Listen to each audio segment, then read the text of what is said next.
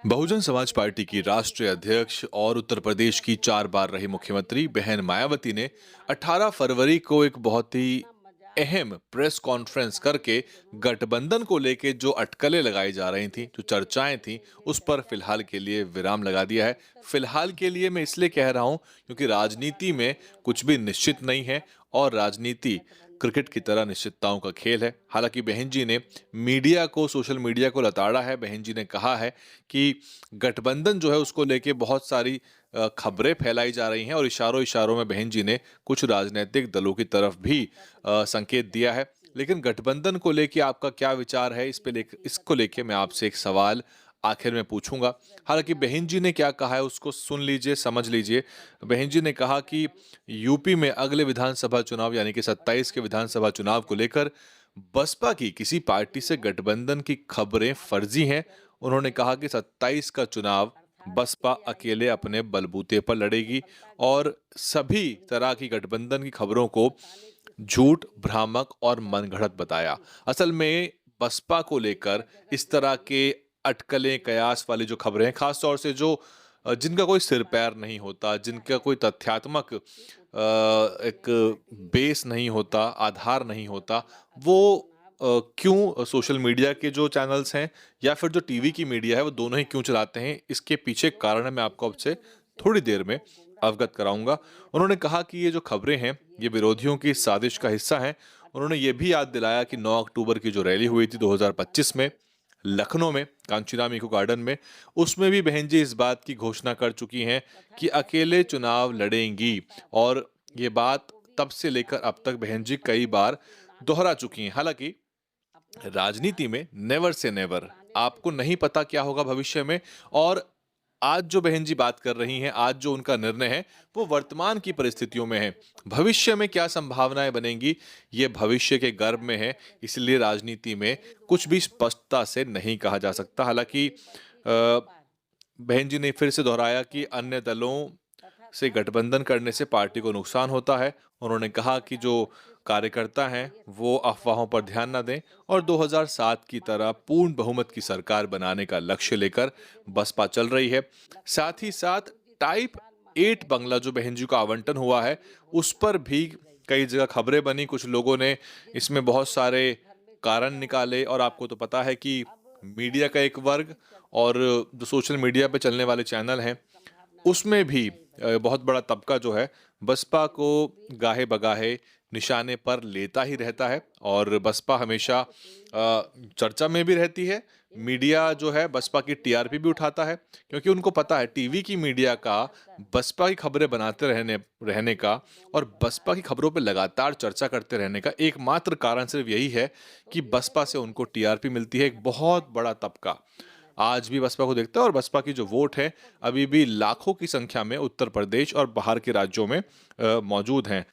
इसके अलावा बहन जी कहती हैं कि उन्होंने 2 जून 1995 का जो गेस्ट हाउस कांड था उसका भी जिक्र किया और उन्होंने बताया था कि 1995 में बसपा के नेतृत्व में पहली बार यूपी में सरकार बनी 3 जून को। और उन्होंने बताया कि इसीलिए उन्हें विशेष सुरक्षा दी गई है और सुरक्षा की दृष्टि से ही जो है उनका बंगला जो है वो निर्धारित किया जा रहा था। अगर आपको याद हो तो बहन जी का जब बंगला जो है वो खाली हुआ था तब भी बहुत सारी उटपटांग खबरें बनी थी, बहुत सारी अटकलें जो थी वो लगाई जा रही थी कि इस वजह से हुआ, उस वजह से हुआ, बहन जी ने ऐसा कह दिया इसलिए हुआ। कुछ नहीं था, कारण सिर्फ इतना था कि वहां पर जो बहन जी का पुराना वाला बंगला था वहां पर पास में ही एक बहुत बड़ा स्कूल था और वो जो स्कूल था उसके दरवाजे दोनों ही तरफ यानी कि दोनों लेन में उसके दरवाजे खुलते थे और बहन जी के बंगले के भी जो दरवाजे थे वो दोनों ही लेन में थे। इसलिए Z+ सिक्योरिटी के साथ, पूरे प्रोटोकॉल के साथ, जिसमें दिल्ली पुलिस के पायलट एस्कॉर्ट होते हैं, सुरक्षा की गाड़ियां होती हैं, एनएसजी कमांडो की गाड़ियां होती हैं, यूपी पुलिस का सुरक्षा दस्ता होता है और उनका अपना स्टाफ होता है। ये सारी गाड़ियां, ऐसी 8-10 गाड़ियां जब एक साथ मूव करती हैं तो उसको प्रोटोकॉल फॉलो करने में दिक्कत आती है और छुट्टी के समय जब बच्चों के स्कूल की छुट्टी होती है तो वहां भीड़ लग जाती थी। मैंने ये बात आपको बताई थी, जिन लोगों ने मेरी रिपोर्ट देखी है उनको मालूम होगा। कई लाख लोगों ने उस रिपोर्ट को देखा था। मैं खुद वहां गया और मैंने आपको बताया कि मुख्य कारण यही था और अब बहन जी को टाइप 8 का जो बंगला आवंटित हुआ है, वो पूर्व मुख्यमंत्री की हैसियत से, राष्ट्रीय पार्टी के राष्ट्रीय अध्यक्ष होने की हैसियत से उनको टाइप 8 बंगला मिलना है। ये बहुत ही साधारण सी बात है, पहले भी टाइप 8 का बंगला था। ये बात बहन जी ने भी उस दिन कह दी है और इसीलिए सरकार ने उनको ये आवंटित किया गया। It's a routine thing, it's a very regular process. इसमें कोई खास फेवर वाली बात जो लोग कह रहे हैं, इस तरह का कुछ भी नहीं है।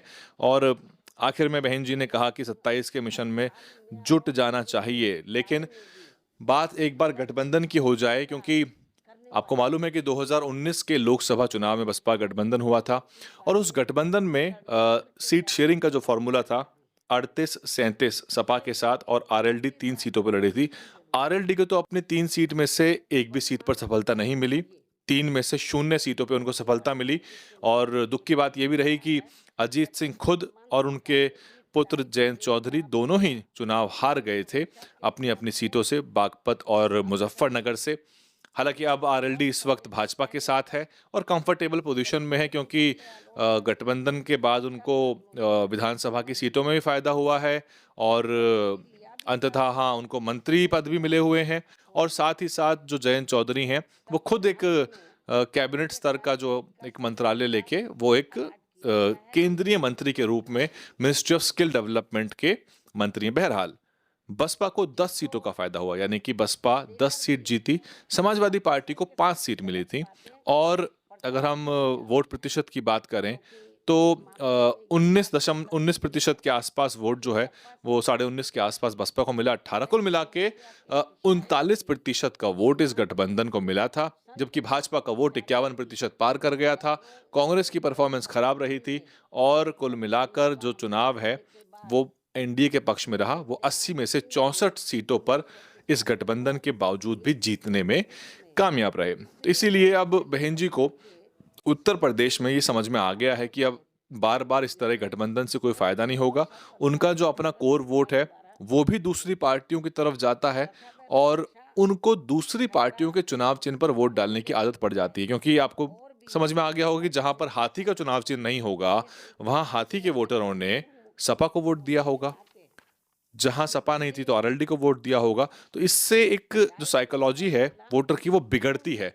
ऐसे में बहन जी 2007 का अ, वो पुराना जो दौर है उसको दोहराना चाहती हैं। हालांकि ओवैसी को लेके बहुत अटकलें हैं और असदुद्दीन ओवैसी साहब की जो पार्टी है एआईएमआईएम वो कहीं कहीं पर मुस्लिम बेल्ट में वोटों को कंसोलिडेट करने की क्षमता रखती है। इसका उदाहरण आपने नगर निगम के चुनावों में तब देखा होगा जब खास तौर से मेरठ का उदाहरण आप ले सकते हैं। मेरठ में बीजेपी का वहां मेयर जीत जाता है और वो बसपा की जीती हुई सीट थी। बसपा एकदम पहले नंबर से सुनीता वर्मा, हालांकि जो पार्टी छोड़ चुके थे, योगेश वर्मा सुनीता वर्मा दोनों जो दंपत्ति हैं वो पार्टी छोड़ चुके थे, समाजवादी पार्टी में जा चुके थे। लेकिन बसपा की जीती हुई सीट पर बसपा चौथे नंबर पर जाती है और समाजवादी पार्टी तीसरे नंबर पर रह जाती है। वहां पर असदुद्दीन ओवैसी की पार्टी का जो मेयर प्रत्याशी था वो दूसरे नंबर पर रहता है और भाजपा उस सीट को जीत जाती है। तो ऐसी स्थिति उत्तर प्रदेश में बीजेपी के लिए अनुकूल रहेगी, जहां पे असदुद्दीन ओवैसी साहब की एंट्री होती है। अब क्या जो मुस्लिम वोट है क्या वो एकमुश्त वोट ओवैसी साहब को देना चाहेगा या फिर उसमें से कुछ वोट सपा को जाएगा, कुछ बसपा के पास भी 10-12% वोट जा सकता है जहां जहां मुस्लिम प्रत्याशी होते हैं।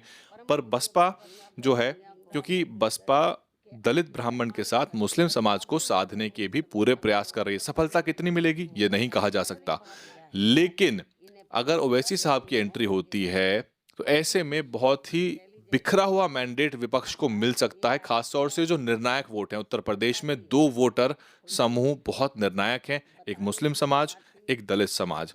दलित और मुस्लिम बहुत सारी सीटों पर हार जीत का फैसला करते हैं और उन्हीं वोटों को बिखराने का प्रयास जो है वो भाजपा करना चाहती है। उसके पास विकल्प मौजूद हैं। बसपा का वोट पहले ही घटा है लगातार, बसपा कंसोलिडेशन चाहती है, लेकिन उधर आजाद समाज पार्टी का क्रेज भी बढ़ रहा है और युवाओं में उनका क्रेज है, इसको नकारा नहीं जा सकता। हालांकि उनको आज तक उत्तर प्रदेश में बड़े आंकड़े राजनीतिक सफलताएं नहीं मिली, केवल नगीना की एक सीट पर वो जीते हैं सांसद के रूप में और लेकिन क्योंकि वो मुखर हैं, वो विजिबल है, उनकी राजनीति की शैली अलग है, तो युवाओं में उनकी पकड़ है। लेकिन वोटों में कितना तब्दील होती है, ये अभी नहीं कहा जा सकता। पिछले चुनावों का अगर हम देखें आंकड़ा, तो आज़ाद समाज पार्टी को कोई खास वोट मिल नहीं रहा है। उनको सीरियस कंटेंडर के रूप में उत्तर प्रदेश का दलित वोटर नहीं ले रहा था। लेकिन वो पुरानी बात थी, वो उनके सांसद बनने से पहले की बात थी। अब क्या होगा, ये आपको पंचायत चुनाव में समझ में आएगा, क्योंकि पंचायत चुनाव में सभी पार्टियों के प्रत्याशी मैदान में होंगे। इसलिए कौन कितना पानी में है और किसकी जमीन कितनी तैयार है, इसका हल्का सा अंदाजा आपको ग्राम पंचायत चुनाव में, जो त्रिस्तरीय चुनाव होंगे, उसमें लग जाएगा। कितने किसके प्रधान जीते, कितने बीडीसी प्रमुख किसने जिताए, और कितने जो जिला पंचायत के सदस्य हैं वो किस पार्टी के जीत के निकल के आए। तो सवाल ये है कि बसपा को क्या गठबंधन करना चाहिए या नहीं करना चाहिए? आप बताइए मुझे कमेंट करके, आपके अनुसार क्या है? बहन जी ने तस्वीर फिलहाल साफ कर दी है। तो इससे नफा होगा, नुकसान होगा? क्या कोई समीकरण बन सकता है जिस लार्जर गठबंधन में बीजेपी के खिलाफ बसपा जो है एक प्रमुख पार्टी के रूप में खड़ी नजर आए? क्या सपा के बिना कोई गठबंधन बन सकता है? इस सब पे आपका क्या सोचना है, एक दर्शक के रूप में, विश्लेषक के रूप में और एक वोटर के रूप में? आप मुझे कमेंट करके बता दीजिए। आपका कमेंट जो है उसको हम लगातार पढ़ते हैं। साथ ही बसपा को लेकर ये जो खबरें इतनी ज़्यादा चलती हैं, जिसमें बहुत बार बहन जी को साफ करना पड़ता है और बहुत बार खंडन करना पड़ता है, वो इसलिए है क्योंकि बहुत सारे लोग जो हैं बसपा पर ऊट-पटांग खबरें बनाकर, ऊल-जलूल खबरें बनाकर केवल व्यूअरशिप और टीआरपी बटोरना चाहते हैं, क्योंकि बसपा की चाहे आंकड़े कुछ भी हों, आज भी व्यूअरशिप और टीआरपी मौजूद है और एक तबका आज भी बसपा की खबरें देखना पसंद करता है। उसको सही विश्लेषण नहीं मिल रहे, उसको केवल एक खुशफहमी का शिकार बनाया जा रहा है। कुछ लोग तो जिसे कहते हैं कि हाइपर रियलिस्टिक, हाइपर पॉजिटिव खबरें इसलिए बनाते हैं कि भाई बसपा का जो दर्शक है वो नाराज ना हो जाए, क्योंकि जो असली विश्लेषण है वो कड़वा भी हो सकता है। ज़मीनी सच्चाई ज़मीन पे पता लगेगी, आंकड़े अपनी सच्चाई, अपनी गवाही खुद देते हैं। इसलिए आपको भी ध्यान से उन चैनलों को देखना है कि क्या ये सिर्फ जो है आपको खुश करने के लिए खबरें बनाई जा रही हैं, या वास्तविक विश्लेषण भी हो रहा है, या ग्राउंड पे जाके पता भी किया जा रहा है कि सच्चाई क्या है। आप देख रहे थे डीएनएन हिंदी, मैं हूं वैभव कुमार। डीएनएन हिंदी को सब्सक्राइब करने के लिए दबाएं लाल रंग का सब्सक्राइब बटन और घंटी का बटन दबाकर ऑल नोटिफिकेशन पर क्लिक करें। चैनल को जिंदा रखने के लिए नीले रंग का ज्वाइन बटन दबाकर चैनल को आर्थिक सहयोग करें।